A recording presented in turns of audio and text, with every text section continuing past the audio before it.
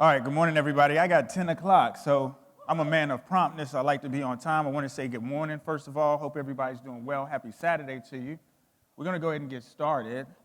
I want to warn you, I have a very, very short window to where I have to get all the way to the other side of this very, very, very large convention center because I have another opportunity to run my mouth and talk about something that I love the most, which is the trucking industry. So let me get started. Well, my name is Adam Wingfield. I am the managing director and founder of Innovative Logistics Group. If you have never heard of Innovative Logistics Group, I'm going to tell you that I am good at trucking, but I am bad at advertising. I know what I know, and I stay to my lanes. What you're seeing on the screen is me.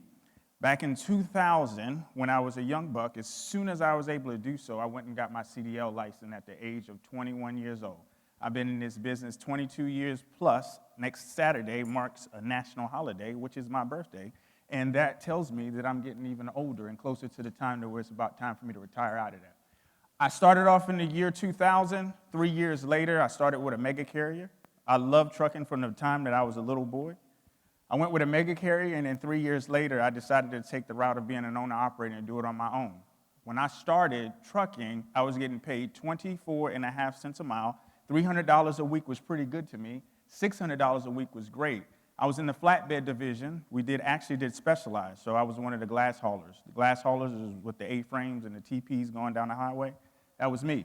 I had the opportunity to learn a lot in terms of going across the country and seeing the beautiful things, but one of the things that I really, really wanted to do from the very, very, very, very young age I was in the 6th grade is I wanted to own a trucking company. I had no idea on the components and the things required to do it. I just wanted to get behind the wheel and figure it out. So I decided to buy a truck at the age of 23 years old. When I bought a truck at the age of 23 years old, it cost me about $945 a week, which at that point, you can do the math. It was pretty expensive. But I decided to go on that route, and I quickly figured out that just because I was good as a truck driver and I was good at what I did, being a trucking business owner is very, very different. There is a big difference between being a business owner and being an owner-operator or a fleet owner. I studied at Johnson C. Smith University from Charlotte, North Carolina, which is a small school right off of Bettysford Road in Charlotte. I then moved into supply chain management because I wanted to study the big picture side. I spent over 11 years behind the wheel. I amassed 1 million miles plus. I did everything from reefer, dry van, flatbed, oversized, you name it. One of the things that I am super passionate about, and it is funny how this comes full circle. My very first load that I ever delivered as a truck driver was in Louisville, Kentucky. 22 years later, I'm standing on the stage talking about trucking in Louisville, Kentucky. One of the things I wanted to talk to you today about, though, is that when I started, and the things about the industry right now, and we can all agree right now the industry is tough. But the one thing I can tell you is that, number one, this is not the first time that we've dealt with a tough marketplace. Number two, I'm going to leave you with a statement. And the statement I want to leave you with, and I want you to think about this as I speak today, is you're going to be okay. This is an article that LegalZoom did on me. I am very big on the educational component of this industry. I'm going to be very, very frank and transparent with you throughout this conversation. I am not the type of person to sugarcoat it. I'm not into propaganda. I'm going to give you facts. I'm going to tell you what it is. I've been there, done that, got the T-shirt, and now I want to give it to somebody. I want to give you the opportunity to win, and I'm going to give you some of the steps that's responsible for helping you to do so. I am going to try to get through this in 40 minutes. I hope that by the time I get complete, that I'll be able to answer any questions that you may have. So I want to talk to you about some of the learnings that I had in what I call weathering the storm. Last night, if you had the opportunity to go anywhere around here, it was a little bit of rain that was happening last night. But the thing about last night, I looked on Twitter and I saw the damage that was done on 65 last night, all the way from here, all the way up through Illinois. It was pretty bad. And even as I was out last night, it was a extreme, extreme weather condition. But when I woke up this morning and I pulled the blinds out, guess what happened? Guess what I noticed? The sun was here. What that tells me, and what I'm telling you, that no matter how much rain takes place, the sun is always going to shine. So I'm going to go through this, And I'm going to go through it pretty quickly. So if I sound a little bit rushed, I'm doing it very intentionally. But I want to go through this, and I want to give you some steps that I learned as a fleet owner. Because by the time I turned 30 years old, before I had grays on the chin of my hair, and before I even had hair down here, I was staring down the faces. I owned 6 trucks at that point. So what I want to do is talk to you about some experiences that I had, because I also remember one of the worst times in this industry that I went through. I was getting paid $1, $1.20 a mile, but diesel prices were at $4 and $5. So I want to talk to you about how you're going to navigate that and how I did it. Now, one thing I'm going to tell you is what's good for the goose may not be good for the gander. What worked for me may not work for you. But the one thing that worked for me that can work for anybody in this room is that if you change your mindset will match your grind set. So the first thing that you have to do in terms of weathering the storm, and this is one of the most important things to me, know your numbers. Know your numbers. How many fleet owners and owner-operators I have in this room? Raise your hand high. Raise them really high. I got to see them. These lights are extremely bright. One of the things as a fleet owner and an owner-operator, if you do not understand and do not know what this is, then that's an opportunity for you to grow, because what you're looking at on your screen right now is your break-even point analysis. As an owner-operator and a fleet owner, you cannot move your truck 1 mile without knowing what your break-even point is. Your break-even point is the point at which your truck starts making money. Now, one of the things that I want to add as a caveat, and I want you to understand this point too, is that if your wheels are not turning in a clockwise motion, then you're not making money, number one. But number two, as your wheels turn in a clockwise motion, every single turn is paying for every single thing that was responsible for the operation of your truck, no matter if you have 1 truck or 1,000 trucks. And what I mean by that is that if you look on the screen, and I know it's very, very small to see, but sometimes when we negotiate, we're negotiating rates with brokers and we're talking about things like that, we consider fuel, we consider driver expenses, sometimes we call about insurance, and then we're talking about negotiating on the load. Well, the issue with that is that your truck, the things that you're responsible for within your truck, the plates, the IFTA, your 2290, it doesn't care on what load that you're hauling today or what load you're hauling tomorrow. Every single mile that you operate is amortizing your entire P&L for that year.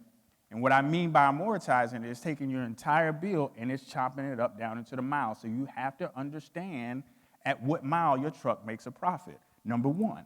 Number two, if you tell me today that your break-even point is $2 a mile, you are lying. Your break-even point changes every single day. Every single time that you operate, and this is one of the things that I've learned, and I had to realize it, and I'm going to give you an example. Back in 2003, I used to run from the East Coast to the West Coast, right? I used to run a load all the way from Monroe, North Carolina, all the way to Tracy, California. Tracy, California is way up Northern California. By the time you get in California, on I-40, you hit the California line, you got about 400 miles north to go. One of the things that I realized very, very quickly is I had to calculate 800 miles plus in my mind, because by the time I got into California, I did not want to pay fuel prices in California at that time. So I had to make incremental decisions to make sure that I was able to stay within my break-even point. Now, the thing about your break-even point, it can change at the drop of a hat. And what I mean by that is that if you have a major repair, if you have a minor repair, if you buy fuel at an elevated rate, you have to go in and quickly reevaluate your break-even point so you can stay within that number. The one thing on the bottom of the screen, and I know it's very, very blurry. If you can't see it, I apologize. But on this screen, it says that this particular carrier has a break-even point of $2.24 per mile. I want you to think about something. If my break-even point is $2.24 a mile, the NTI, anybody in here know what I mean when I say NTI? Raise your hand high if you know what I mean by NTI. All right, I want to teach you about something. NTI is the National Truckload Index. It's the average spot market rate all the way across the board. That's something that you have got to know. If your NTI, and I want you to hear what I'm saying, if your NTI is lower than your break-even point, there's major problems. If your NTI is lower than your break-even point, you have major problems, and you need to stop and slow down and evaluate your operation. The reason why I say that is because if the NTI is $2.25 and your break-even point is $2.50, then no matter what you do, when you put yourself in position you have your back against the wall because you're fighting up against that. The beauty about your numbers is numbers can be manipulated. And the reason why I say manipulated, I mean manipulated in the very best way. When I say manipulated, is that if you measure it, and if you can measure it, you can improve it. And when I get to the back of this slideshow, I'm going to show you some, actually, I'm going to talk to you something about that. But on the bottom of the screen, my break-even point is $2.24 a mile. But also, within that, my projection, what I put in my mind, I put $245,000 as my projection, right? So I did that for a reason, because the NTI at that point, when I did this example, was $2.41 a mile. The average truckload runs about 101,471 miles a year. That's including 8% deadhead miles, but all of that is just number related. But from a standpoint of just implications, the one thing I want you to know is I want you to know, one, your break-even point. So if you leave here today, you've got to learn that that's the most important number that you got to operate. Number two, you need to know the National Truckload Index. You can go online and you can find it. ATRI, which is a very, very trusted source from my perspective, on a research perspective. They provide great information around that as well. You need to know what that NTI is. You need to know what your break-even point, and I'm going to give you one more. You need to know your operational run rate. I'm going to tell you what an operational run rate is from a truckload perspective. If I say at the beginning of the year when I handle my business, and I say, hey, you know what, this year in 2023, I want to average a 20% profit, I have to take my break-even point and I have to multiply it by what? 20, there you go, 120, 20%. What that'll do, it'll take me, for example, if my break-even point is $2 a mile, and I say I want to make a 20% profit in 2023, what do I need to make sure that I stay on average, because you're going to win some and you're going to lose some? What I got to make sure to do when I'm bidding on my loads, when I'm brokering my freight, or when I'm getting ready to go to my dedicated side, what I need to make sure that I get on every single load if I want to do a 20% profit and my break-even point is $2 a mile. What do I need, y'all? What do I need? What's that? Say it loud. I heard it. 240. So I know, okay, you know what? Every single load that I book, I know I'm not going to get 240 for it, but I know the average, the NTI right now is 241.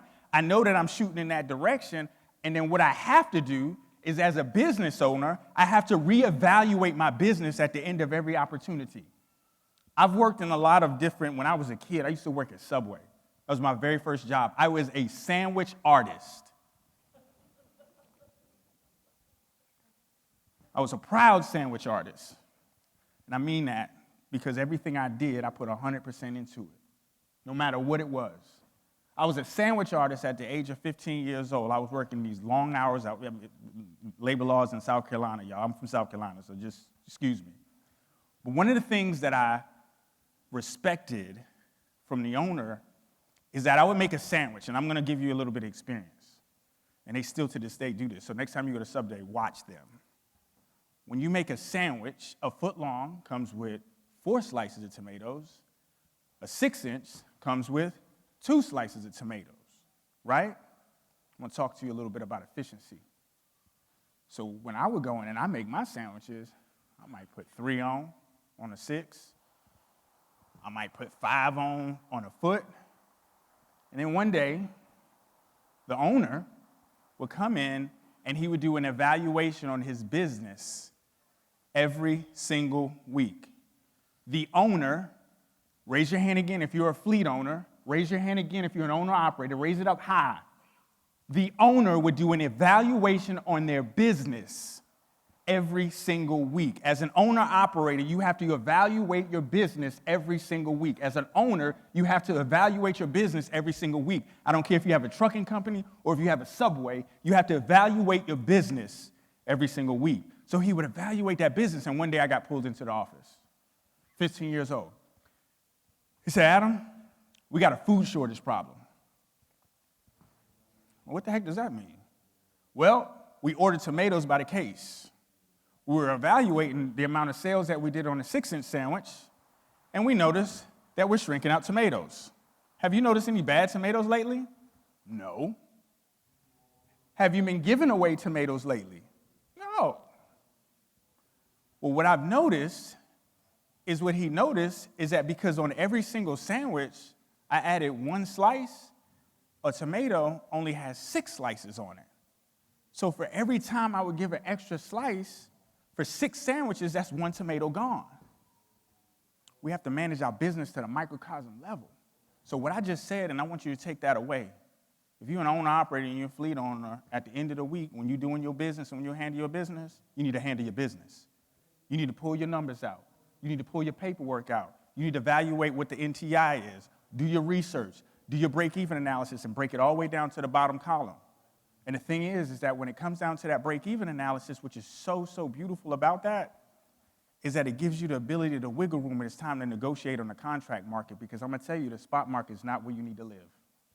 The spot market was not designed for you to design your business and run your business around the spot market. For me, the spot market became new. I'm from South Carolina. When I got my first reefer trailer, I did what I thought at that time was the best thing to do. And now looking back at it, it was the best damn decision I ever made. On a Sunday morning, one morning, I got my reefer trailer sitting out there, and I'm from South Carolina, and I had these things that they used to make back in the day where they were about that high. They were called child booster seats, but they were yellow, and other people call them phone books. So when I would go in, and one Sunday, I was like, you know what? I'm going to look up farms. I'm going to look up farms in South Carolina, and what I'm going to do is I'm going to call farmers, and I'm going to let them know what I do. I've got reefers, and I want to move produce. So you know what I did? I picked the phone up. I started calling. And I started calling. Called a couple of people. Obviously, got down, Then I got to one person was pulling strawberries, and I'll never forget it. To this day, me and this guy keep in contact to this day. He was a local farmer. He had 4 farms in the area, and he was running produce out of South Carolina up into New York. And we pull potatoes, potato chips back. But the spot market was designed to get you back home to your head haul market. Your head haul market is the market that you belong in. Your head haul market is your home market. You got to own your backyard. Now, I'm going to ask a question, and I don't want to answer, but I want you to think about this. Wherever you from, I don't care where you from, wherever you from, your business, where it's established at, those local distributors, manufacturers, and shippers, if they don't know who you are and what you do, and if you have not made connections with them, then guess what? You're a part of the problem. And that's okay, because the thing about it is it's cool that we can all drive, see the owner-operators back here. Driving a truck is one thing, but owning a company and a business is another thing. We have to start learning how to bridge the gap. That's the one thing that I want us to focus on. So the next thing I want to talk about is staying compliant. The funny thing about it is that if I got my carrier over here with the M&M's jacket, if he's running an operation, he has an A safety score. And then I've got my partner here, Myron. He's running his operation. He's got an F safety score. If you call me and I'm a broker, it ain't apples to apples. He calls me and says, hey, man, I see the load you got posted at $1,000. Hey, this is where I'm sitting at as far as my rate's concerned. This is what I can do it for. How about throw an extra $200 on this load and let's make both of us happy. We can walk away. Yes, sir. Cool. Let's do it. If Myron called me with that, nah, man, I'll give you $950 for it. Because at that point, I'm taking a risk. And the reason why I'm taking a risk, and we have to understand why we're taking a risk, is because when I pull up his safety score, I look on the FMCSA and I look at their SAFER. If everybody in here knows what their SAFER score is, raise your hand. When I pull up my SAFER score and when I look at my OOS, which is out of service, and if your vehicle out of service or your driver out of service is higher than the national average, you are a risk. You are a risk because guess what? I'm a customer. I'm your customer. I'm your customer. I'm your customer. You are a risk to me because if I put the freight on his trailer and he has a 1% out of service rate, but I put it on his trailer and he has a 75% out of service rate, I'm taking a risk because the chances are is if he pulls into a weigh station, he gets that red light, guess what they're going to do? They're going to sit his butt down for at least 10 hours because there's something that's going on. And at that point, it's messing up that relationship. It's not apples to apples, so we've got to manage our business correctly. You want to make more money? Improve your safety scores. You want to make more money? Be compliant. Run your business. That's the next thing. And when it comes to compliance, There are other components that measure that when you're doing that. Because if you're a single truck owner operator right now, I know your vision is not to sit behind the wheel of a truck for the rest of your life. I know you want to scale. I know you want to do better. I know you want to produce better results. I know you want to change your family's trajectory. I know that. I've been there.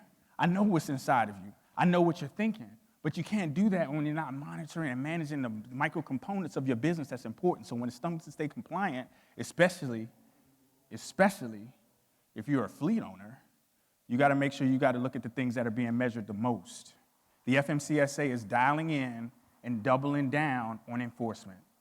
I hate to tell you this, but they're doubling down on enforcement. And no, I don't like propaganda, and I'm not going to sit up here and spit it to you. They do not want to put you out of business. When I'm on the highways and byways and I'm going past my fellow owner-operators in here in my car, when I go past your fleets in my car, I want to make sure that we riding side by side and the people that's in the car with me is just as safe as I am. And that's what it's part of. So know what your safety score is, and if you don't know, go to the FMCSA website. Go to the SAFER site, pull up your SAFER, go into that, and pull your safety scores up. And if you don't know how to do that, please, I'll give you the contact information, how to get in contact with me at the end of this presentation. Reach out to me, and I'm going to help you find out how to get your safety scores up. So when it comes to a marketplace like this, you have to be competitive. Staying competitive is an opportunity to do better. Now, the one thing I want you to tell you, too, is that you have to have a differentiator. Something has to differentiate you from somebody else.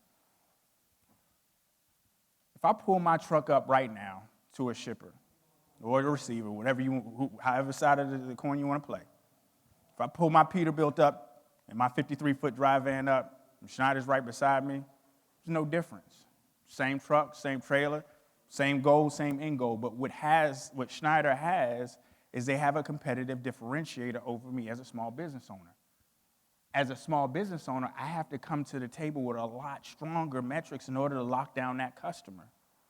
One of the focuses that I want to have with you when you leave here is I want you to focus on running your own business with small businesses as well. The next thing you have to do is you have to predict your maintenance. There's a difference between predictive maintenance and breakdown maintenance. There's some people in this room that only focus on fixing their truck when it breaks down. And that's cool. It's not.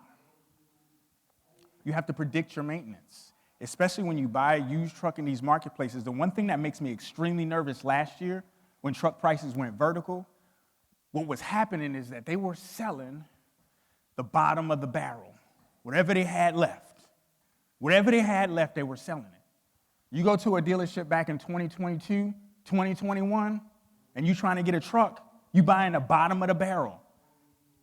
And the thing about that is that when you go out and you purchase a used truck, before you even buy that truck, and one of the examples that were made last night is you have to tell yourself and you have to talk to yourself as a business owner, take that CEO hat, put the CFO hat on together, and you need to tell yourself that I need to prove to myself why I should not buy this truck versus why I should buy this truck. So when it comes to talking about predicting your maintenance, on this screen right now are recommended service intervals. For me, in my operation, the one thing that I wanted to make sure I did is I over-promised my service levels. Even if Detroit says, hey, you ain't got to bring this thing down in for 16,000 miles for a PMA, I'm putting it in every 10 to 12,000 miles because I want somebody else's eyes on it besides myself. I've got to baby that truck, especially if I got 600, 700, 800,000 miles on it. I got to take care of it. I got to make sure that what I'm doing is what I'm doing. Your DPF systems, y'all, and I'm going to tell you something. DPF system has spelled death to 2 trucks to me personally. I left a truck in Connecticut because I bought a 2012. I'll never forget it. I left it in Connecticut because at that point, during that time, 2012 Max Force, yeah, I know, I heard that. I'd leave it because they could not figure it out. But the thing about it is you have 2 things that you're responsible for when it comes to a DPF system. You're going to do a non-thermal and you're going to do a thermal cleaning. Those are the things that you have to do. If you have any issues, when we're going to talk about fuel here in a minute, one of the primary culprits of your fuel, of you over sucking fuel, Because that doser valve is not dosing anymore. It's not doing what it's supposed to do. That doser valve, you need to be looking at it, opportunity to change it every 150 to 200,000. But these are the things that we have to do as fleet owners, and I get it. You're owner-operator. I'm a single truck guy. You got a lot of things on your plate, but you made the decision to be a business owner. You got to put that CEO hat on and act like it. These are some of the things that come with it. Fries come with this shake when you buy it. So at this point, we have to take these intervals, and we've got to make sure we plan these intervals within your ELDs. I recommend planning it within ELD because it makes it easy. However you want to do it, whatever you do automatic, because this is like some of the things that I do. I have an iPhone, which is the superior phone when it comes to Android iPhone. So, but in my iPhone, I have to put intervals for just about everything that I need to do. Put an interval for, hey, you know what, it's time to read tonight. It's time to read your 10 pages tonight. Interval, hey, you know what, it's time to go out and turn the water off. You should have intervals set for every single component of your maintenance, because what you don't spend, you get to keep. And some of these maintenance things like tire blowouts and things like that, I get it. A lot of that stuff's preventable. You see that stuff. If you eyeball that stuff and take that pre-trip inspection a little bit more seriously, you might catch something on a pre-trip that can save you on down the line. It'll save you from that crippling tow bill. I'll never forget, and I got to get through this. I'll never forget the worst tow bill that I had, and we can call it predatory turbulence. I blame myself for it. My truck broke down near Roanoke Rapids, North Carolina. I got it towed up to Enfield, North Carolina, so if you know how close that is, you can Google it yourself. I don't know, it's probably about less than a 20-minute drive. That tow cost me $1,700. When you are out here and you're not doing what you got to do, or if you out here in a position where you got to take care of yourself, they're going to get theirs.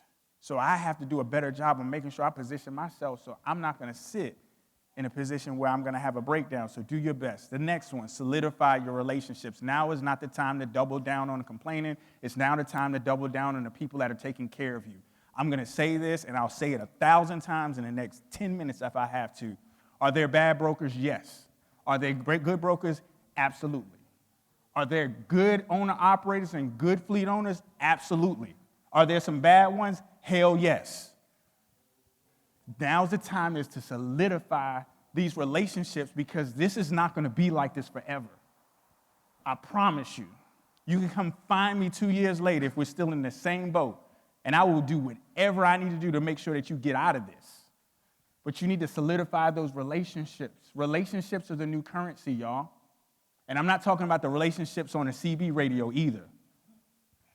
I'm not talking about the relationships where we're sitting at the truck stop and we're just going around in a round table and thinking that this conversation in this truck stop is going to make things better. You are sitting in the world's largest truck show, but you are not here as a fleet owner to walk around and be entertained. You need to get out here, and if you have not been to the West Wing and you stop and you talk to these folks and you tell them exactly what you do, and you build the relationships down there, you are selling yourself short. You've got about 7 hours today to where you can maximize the opportunity for you to go out there and solidify relationships, and they know exactly what the hell you do. We have to take control of that, and we have to be better about that in running our business and solidifying those relationships. I can't tell you how important relationships within this industry have changed my life. I don't brag, I don't boast, I don't say things to impress you, I say things to impress upon you. You can Google Adam L. Wingfield Trucking, it'll tell you everything you need to know. I've been here, I've rolled my sleeves up, I got the t-shirt, I almost went out of business twice until I figured it out, until I figured out that the thing about it is that I can sit here and complain, or I can go in here and have the right relationships and change things around. I was in that FMCSA listening session yesterday, and I'm going to get off my high horse. It's a full house, packed room, standing room only. I had to stand over in that corner right there. You know why? Because it's easier for us to complain, but it's harder for us to double down within our business and figure out what we need to control and the things that we can do. I'm going to tell you that if you focus on solidifying relationships, it's going to help you improve your business. The next step, y'all, and I'm going to tell you, I hated this. I was a company driver for Schneider in the very beginning. Yeah, I heard that. It's okay. And we were governed at 63 miles an hour. Foot on the floor, pumpkin truck going down the highway, 63 miles an hour. And God forbid that another pumpkin truck pulls up beside me and tries to pass me, and we're both like, and we're still like this for about 10 miles down the highway. And it didn't register to me, and I never forget the only reason, and I'm going to tell you one of the main reasons why I wanted to buy a truck so early is because I just wanted to go faster. I did. I wanted to go faster. I wanted to get a truck, and hell yeah, I want to put my foot to the floor. So I did just that. And boy, when I started swiping that fuel card, I was like, man, something got to give. The crazy thing about that is that the average national diesel price changes up and down. It's a variable expense for you. It's one of those costs that the diesel prices you cannot control, okay? I hate to break this to you. No matter what you say, no matter how many Facebook rants that you do, no matter how many people you blame for it, you can't control that. As a business owner, I am a control freak. Somebody missed that. As a business owner, I am a control freak. I focus on every single thing that I absolutely control. The things I can't control, get the hell out of my face with. I'm not interested in it. Because I know the things that I can control, I'm going to double down my focus and my efforts on. The national average of diesel fuel about 2 weeks ago, and this was back 2 weeks ago, was $4.24 a gallon. If you were paying that during that particular time frame or anything above that, then there's two things that I need you to do, and there's one thing that I'm going to share your example with. When I was driving for Schneider, and this is one of the things I hated too, I had a Qualcomm. If you remember, a Qualcomm reminds you of a beeper, a big beeper. That's all it was. One screen, had a red light at the top. Sometimes you use that red light to see if you was going to get a load the next day or whatever. Anyway, I would get a load, and if you've run it for a mega, you know what I'm talking about. I would get a load from Charlotte to Pittsburgh, Pennsylvania. It would give you the load information, and it would give you the second thing it would give you. You know what it was? What was the second thing you think came across that screen when that load came across? Say it out loud if you know what I'm talking about. Say it loud. Fuel stops. Either A, you go to the fuel stops that we tell you to go to, or B, you try to go to another one of those fuel stops and we don't tell you to go to, and you put that card in, that's your embarrassment, not mine. They did that because, number one, they had volume discounts, right? So they was able to get that fuel cost, and that's the one thing that they were able to control. They couldn't control the pump price, but they can control the pump selection. When you go on a trip, you got a trip plan. And if that means, and my best friend, we used to team drive. We get from Monroe to Tracy in a day and a half. By the time we get up to Tracy, California, I would piss him off because he's a convenience person. I'm a control freak. Sometimes convenience and control clash.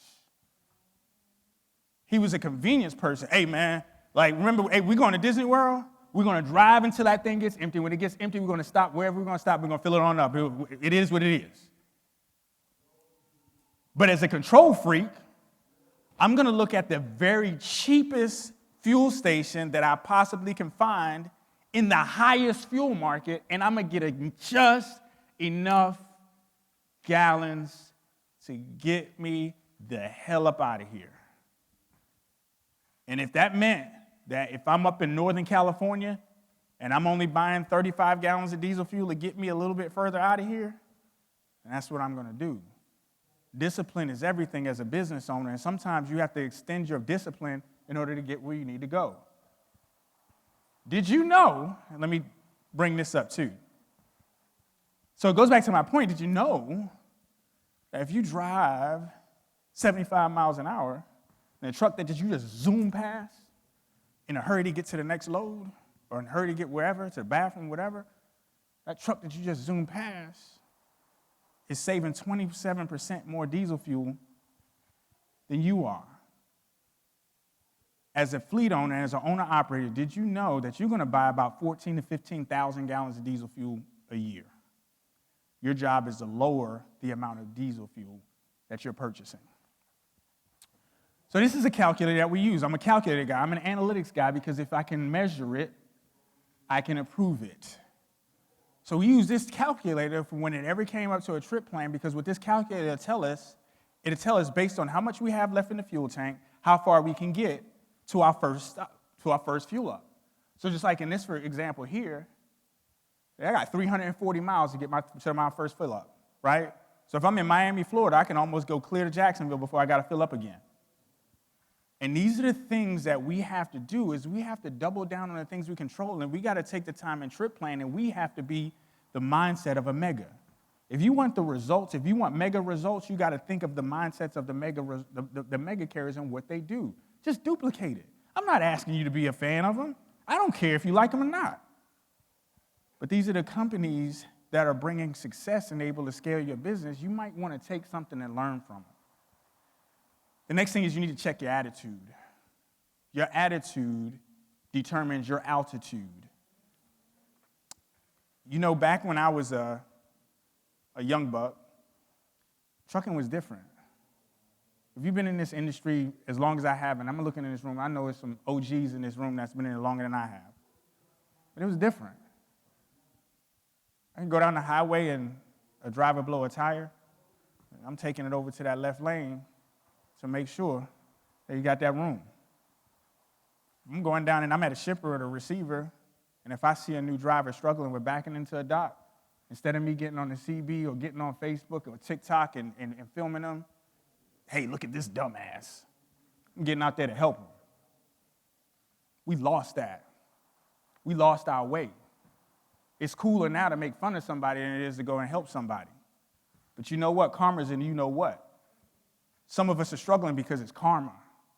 Check your attitude and change your attitude, because when you change your attitude, you'll change your altitude. My message back in 2000, when I first started in this industry, I delivered my first load right here in this city. I stepped out and I went into the truck stop, and I looked around and I looked at the faces. I looked at the people. I looked at the pain. And I said, you know what? I don't care what I want to do. I wanted to own 100 trucks at one point. That changed quickly because I wanted to impact more people. I wanted you to know that you could be successful in this industry if you double down, if you focus on your education. So what I wanted to do, and what I still want to do to this day, is I want to leave this industry in a better place than I found it. How many people in this room have heard of me before? Raise your hand high if you've ever heard of me. That will change, I promise you. And you're going to hear about me for the right reasons, because I'm going to be in your business without you even knowing about it. You're going to start focusing on your break-even points to ensure that you're running better. You're going to get on the phone with these brokers, and you're going to have better conversations. You're going to understand what your operational run rate is, and you're going to be able to manipulate that so that you can help make yourself a profit. Number 7 is learn your lanes. If you ever heard the term, yesterday's price is not today's price, it's never more evident than now. The lane that you was running, that you were getting $3 and $4 a mile, that lane ain't doing that no more. So now I have to learn a different lane. DAT does a phenomenal podcast every single Tuesday. And one of the benefits that you have that I didn't have when I was coming up in this industry is you have technology. Podcasts are phenomenal. And it's not just about trucking podcasts that I recommend you listening to. You need to be pulling any business development podcast you possibly can listen to. My favorite business development podcast is Donald Miller, Business Made Simple. Not trucking made simple. Not brokering loads made simple. Business made simple. And my last but not least, and I have to get out of here because I've got to go a long way.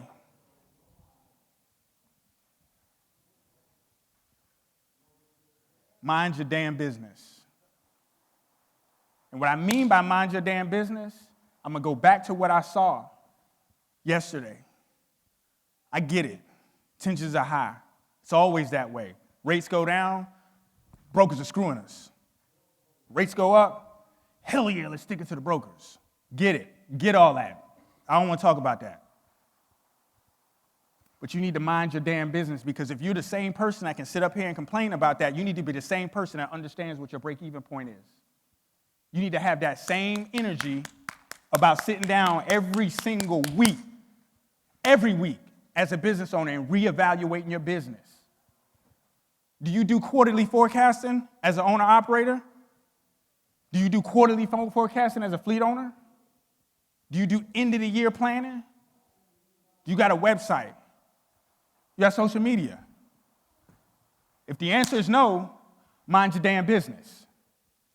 We've got to get better at being better business owners. We got to get better at being more prudent. You're the CEO of your company. I don't care if you got one truck or if you're like Knight Swift Transportation, who now has 98,000 trailers. Your CEO hat and the CEO of them is the same size hat. We put our pants on the same way. I'm no different than anybody else in the room. I don't care what your background is. I don't care where you came from. I don't care how much money you got in your pocket. You can sit down there and have a conversation about trucking, and I'll run circles around you. And I mean that from the bottom of my heart, because I want you to be able to do the same thing. I want you to win. I want you to survive. I want you to weather the storm, but you got to check your attitude, and you have to mind your damn business. And I want you to get better at that. And if you focus on being a better business owner, the results will change. I'm going to leave you with this quick story, really quick, 3 minutes. And I don't know if he's in the room. I can't see. These lights are bright as hell. But one of my mentees, he asked me last week on a call. He said, Coach, I got a question for you. When did you realize that you were successful? It's like, not really sure. And the reason why is it led me to this story. So I'm an athlete. I don't know if you can tell it or not, but, it is what it is. You get 43, you look like me too. When I was a big track star. It was my thing. I was a track athlete and I was a hooper. I retired from hooping. I also retired from track too. But I'll never forget. So, quick story. I lost my mother when I was 11 years old, May 17th, 1990. I want you to remember that date. The state championship meet in 1997 came very quickly. During my state championship game, I had a high ankle sprain. And if you know anything about track, it kind of overlaps with basketball. So I had a high ankle sprain. Those things suck. And all year, and I got to walk across this thing one more time, I'm sorry. All year, I had to run with an ankle bracelet on. Well, not bracelet, but an ankle brace that was about that high. And being the jock that I was never used to losing. But every single meet that I ran in, I got 100% blasted to the point I was embarrassed. I was a 100-meter dash runner. And I get down in the blocks, bow. Everybody's finished, and I'm just coming across, hopping across the lane. I ran all year like that. I didn't win one race. I don't even think I placed in any race. May 17th, 1997, Skeezer State Championship. You can Google this, and you'll find that too. May 17th, and you remember, my mother passed away May 17th, 1990. May 17th, 1997, I woke up that morning in Charleston, South Carolina, in a state championship meet. Stomach was on fire because I was nervous as hell. I get into the meet, and my coach said, "Hey, Wingfield." "Yes, coach." "You're in heat one." "What?" "You're in heat one. Come on, get on there. Heat one." If anybody know anything about track, heat one is where it's at. And I'm getting in there, and I'm getting in the blocks, and my whole attitude sunk. And it sunk because I looked to the left and I looked to the right and I look in the stands and I see how many people are in there. And I'm thinking to myself, man, I'm about to get embarrassed in front of everybody. My father was in the stands, who was the most important person in my life and still is to this day. He passed away as well, but he's still the most important person in my life. My father was in the stands at that race. That was the only race that he was ever able to come to. And I'm like, this coach done put me in this thing, and I'm about to get embarrassed again. So if you got any track athletes in there, you get to the line, and dudes shaking their legs, and I'm sitting there looking at these dudes shaking their legs, and I'm like, shit. So I just took a deep breath, and I want you to take this parallel to weathering the storm. I took a deep breath, and I shed a tear. And I said, I'm about to embarrass myself, but I just hope that I can finish. So I get on the line. I got to wrap it up. Pow! I got video, too. It's VHS. It's kind of grainy, though. Pow! I'm running, and in my mind, you know what I'm thinking about? All right, somebody's getting ready to pass me. 10 yards. Had this big, bulky-ass brace on, too. 10 yards. Somebody's about to pass me. 30 yards. Somebody's about to pass me. 40 yards. Somebody's about to pass me. But you know what I never did?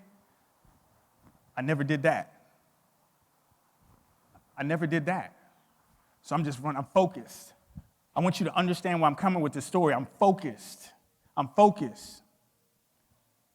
still running. 60 yards.